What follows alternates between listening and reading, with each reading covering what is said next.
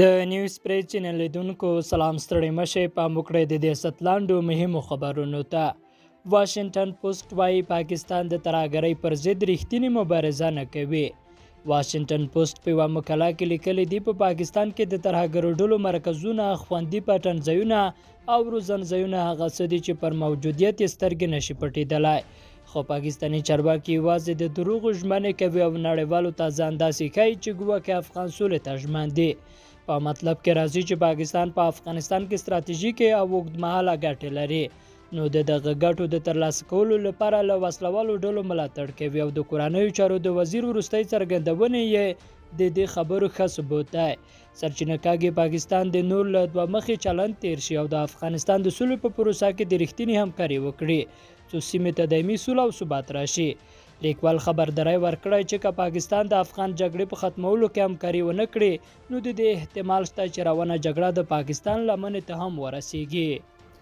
ملي دفاع وزارت وایي د پروان ولایت شینواري ولسوالۍ له وسلوالو طالبانو څخه بیرته نیولې او اوس د حکومتي ځواکونو په لاس کې ده. برېښنا شرکت وایي شمالي ولایتونو کې د برېښنا پایون نړولو په لړ کې اوس تازه د پروان ولایت جنګل باغ کې د برېښنا بله پایه له منځه وړل شوې او واردېدونکې برېښنا قطع شوې ده. هند په افغانستان کې د روان امنیتي وضعیت په اړه اندېښنه ښودلې ده. د هند د ملي امنیت سلاکار دفتر له لوري په خپره شوې اعلامیه کې راغلي چې په افغانستان کې امنیتي وضعیت د پیچلي کېدو په حال کې دی. نو له همدې امله په دغه هیواد کې میشتو هندي وګړو ته پکار ده چې ټولو تدابیرو ته پاملرنه وکړي. هندي حکومت دلته روان وضعیت د اندېښنې وړ بللی دی او زیاتوي چې طالبان د خپل نفوذ د پراختیا په لټه کې دي او د ورځو په تېرېدو یې تاوتریخوالی ډېر کړی دی.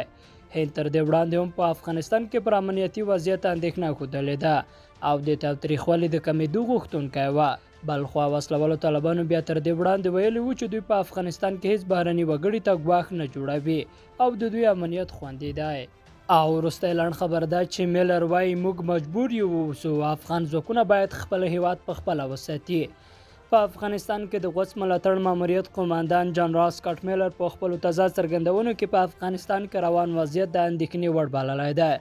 هغه له ABC نیوز سره په مرکه کې زیاته کړې په داسې حال کې چې د امریکایي ځواکونو د وتلو لړۍ بشپړېدو ته نږدې شوې ده، طالبان د پرمختګ په حال کې دي او افغانان د خپل راتلونکي په اړه اندېښنه لري. نوموړي د خپلو خبرو پر دوام زیاته کړې تر ټولو بده لا ده چې افغانان ویره لري چې هیواد به یو ځل بیا په یوې اوږدې کورنۍ جګړه کې ښکېل شي. لیدونکو له ملتیا مننه، ښې چارې.